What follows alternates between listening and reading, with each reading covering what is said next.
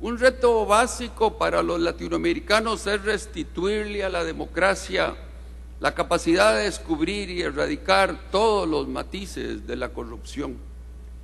Tenemos por delante la tarea de educarnos mutuamente para no olvidar que no solo los gobernantes electos practican o propician la corrupción, también puede ser responsable de corrupción el elector que por indiferencia o por cinismo eleva al poder al político corrupto o evidentemente corruptible.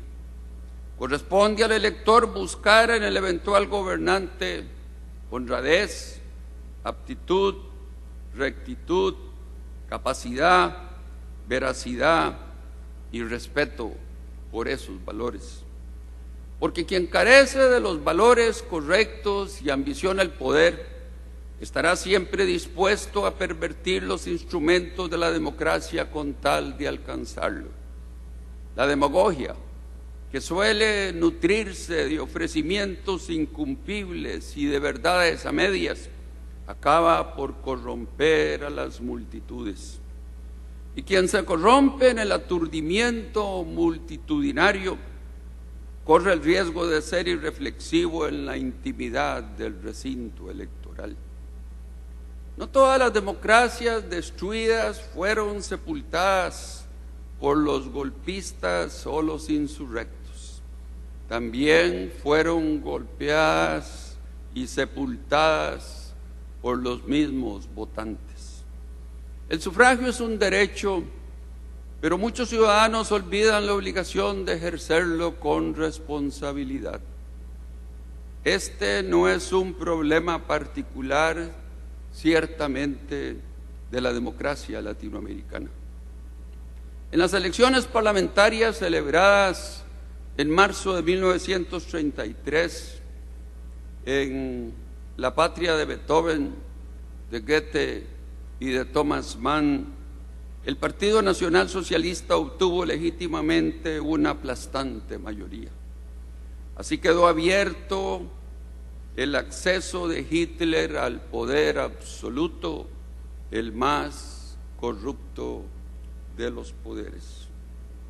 Con esta advertencia, veamos el invierno de los peligros por los que hoy atraviesa nuestra democracia. Hoy la palabra democracia forma parte del lenguaje común de miles de millones de personas alrededor del mundo. Y casi sin excepción, esa palabra representa lo que es bueno, lo que es justo, lo que es esperanzador. Al señalar sus debilidades y criticar su disfuncionalidad, pienso que la fortalecemos. Es esta la intención que me inspira. Cosa distinta ocurre con quienes no creen en ella, con quienes la usan como disfraz mientras añoran el momento para destruirla. Pero yo no soy del criterio de que las cosas buenas permanecerán por inercia, como algunas personas ingenuamente piensan. Siempre he creído que los tesoros se conservan únicamente si se les cuida y si se les cuida mucho. ¿De qué? De que en la política vale más criticar un defecto que callarlo. Para cuidar la democracia no solo se requiere de participación ciudadana y libertades individuales, de elecciones libres y de desarrollo humano, sino también de reflexión, de pensamiento y sobre todo de autocrítica. Se requiere de un permanente llamado a la racionalidad y a la cordura. La democracia depende tanto de lo que hagamos como lo que dejemos de hacer. Como bien lo resume un reconocido académico en la materia, democracy will not persist by default. La democracia no persistirá por omisión. La democracia no es idiosincrática. En Francia, en China, en Chile o en la India, democracia quiere decir un núcleo básico de instituciones, de derechos y deberes, que permiten la expansión de las libertades fundamentales y el disfrute de mayores niveles de desarrollo. Pero a pesar de esos lugares comunes que definen la democracia, hay particularidades sobre las que debemos estar alerta. ¿Por qué, me pregunto, las democracias escandinavas son más desarrolladas? ¿Están algunas democracias de la región amenazadas por el autoritarismo? ¿Podrán los pueblos del Medio Oriente terminar finalmente con sus tiranías? Una de las grandes falacias políticas en América Latina y en muchas otras partes del mundo consiste en vender la idea de que cada lugar puede desarrollar una democracia específica o un sistema de libertades particular. Muy a menudo, esas justificaciones no son más que disfraces para ocultar una vocación opresiva. Yo estoy plenamente convencido de que las reglas democráticas son universales y que los países son más o menos democráticos, dependiendo de cuánto se acercan o cuánto se alejan de ese sistema que esbozaron los griegos, que perfeccionaron los estadounidenses, que sofisticaron los nórdicos y que hoy intentamos impulsar con mayor o menor éxito tantos países de la tierra. Para ponerlo en términos muy sencillos, muchos argumentan que el juego se juega diferente en todas partes, tan solo para cometer fouls sin recibir tarjeta roja.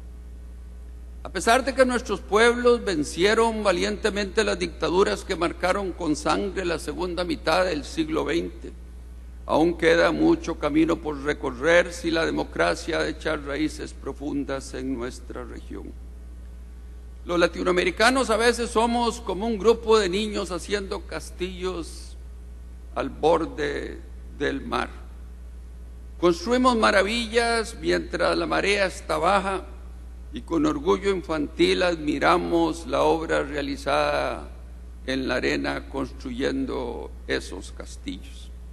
Pero al venir la pleamar, vemos desaparecer lo que construimos y una vez más lloramos la pérdida de nuestra libertad, de nuestra legalidad o de nuestra paz.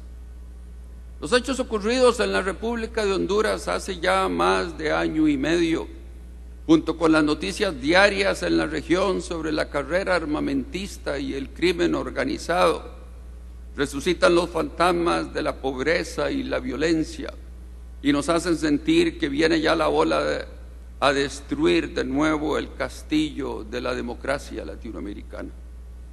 Es doloroso admitirlo, pero en algunas naciones de nuestra región la fuerza sigue teniendo más poder que la razón. Las armas todavía deciden sobre cuestiones que pueden ser dilucidadas mediante el diálogo y el hambre de muchos continúa siendo motivo para todos nosotros de indignación y frustración. En nuestro continente aún hay naciones donde ningún logro parece ser definitivo. El poder democrático es siempre, recordemos, un poder limitado. Por definición, un gobernante demócrata tiene oposición política, es controlado por los medios de comunicación, recibe críticas por parte de grupos de presión, es supervisado por el poder legislativo y el poder judicial, tiene un periodo fijado para ejercer sus funciones, tiene un marco legal definido en el que debe operar y se encuentra siempre sujeto al escrutinio ciudadano y a la evaluación pública de su gestión.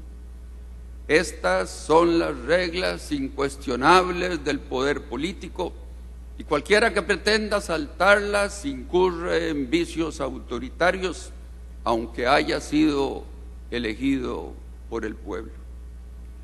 Algunos gobiernos latinoamericanos han caído en la trampa de creer que al recibir el apoyo electoral, el mandato del pueblo les permite modificar esas reglas para llevar adelante su proyecto político.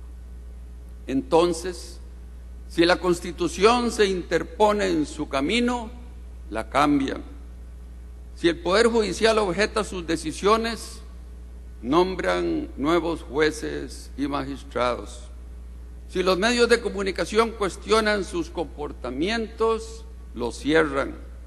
Si sus adversarios políticos se pronuncian, los amenazan y persiguen, obligándolos a buscar el exilio. Y si su periodo no les alcanzan, lo prorrogan. Tengamos mucho cuidado. Las elecciones son una parte esencial del proceso democrático, pero no son el proceso democrático. Si un gobernante coarta las garantías individuales, si limita la libertad de expresión y si restringe injustificadamente la libertad de comercio, subvierte las bases de la democracia que lo hizo llegar precisamente al poder. El dilema que esto presenta y que aún no hemos logrado resolver es cómo lidiar con democracias en donde los gobernantes se comportan autoritariamente, pero no son dictaduras. Porque en honor a la verdad, en América Latina solo existe una dictadura, la dictadura cubana. Los demás regímenes, nos guste o no, son democracias en mayor o menor grado de consolidación o deterioro. La única vía para restarle poder a quienes lo han concentrado luego de recibir el apoyo popular es minando ese apoyo popular con educación cívica, con oportunidades, con ideas y con valores. Los pueblos mismos deben aprender a apartar los espejismos de la demagogia y del populismo